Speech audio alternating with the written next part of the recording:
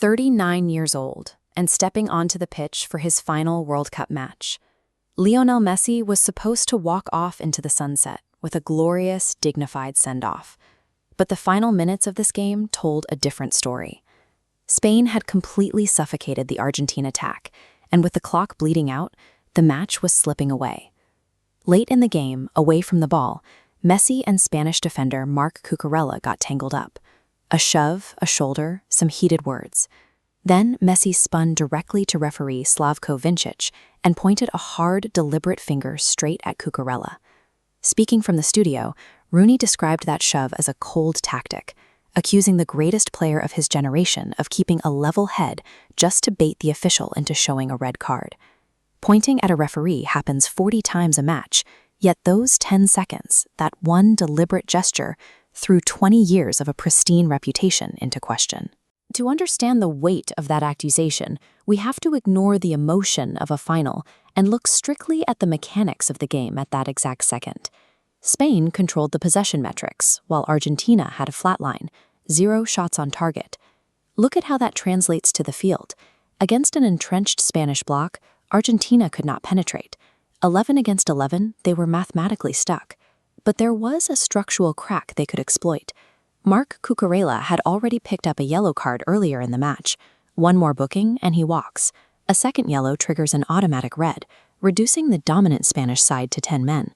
Messi was targeting the exact vulnerability that would hand Argentina their only remaining lifeline, a numerical advantage on the pitch. That brings us back to the accuser. Why should we trust Wayne Rooney to spot this hyper-specific brand of gamesmanship? We have to rewind to the 2006 World Cup quarterfinal, a deeply physical match between England and Portugal. Rooney stamped on a Portuguese defender and was shown a red card.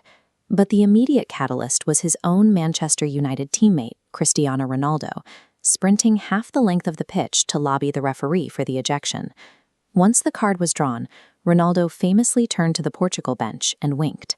That wink became shorthand for the psychological manipulation of officials. But the crucial detail is what Rooney admitted years later. He spent the entire first half of that exact same game in the referee's ear, actively trying to get Ronaldo booked for diving. Rooney held no grudge against his teammate. He stated plainly that if working the official would help his team win, he would do it again tomorrow. Rooney recognizes the move because he's used it. He knows exactly how an experienced player works a referee to gain a competitive edge. Returning to the final minutes, the context makes the pointing incident even heavier. Argentina was already fracturing. Minutes earlier, Enzo Fernandez received a second yellow for a late challenge, leaving his team a man down. Spain ultimately held on to win 1-0, and when the final whistle blew, the accumulated tension snapped.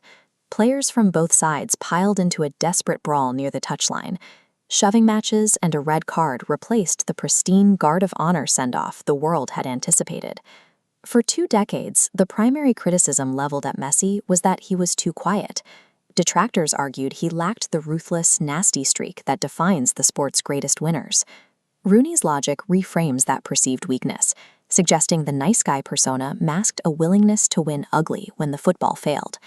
The accusation suggests that underneath the beautiful passing and vision, Messi carries a desperation so deep he will abandon sportsmanship to survive a lost game. We are left with a final question that the tape cannot decide.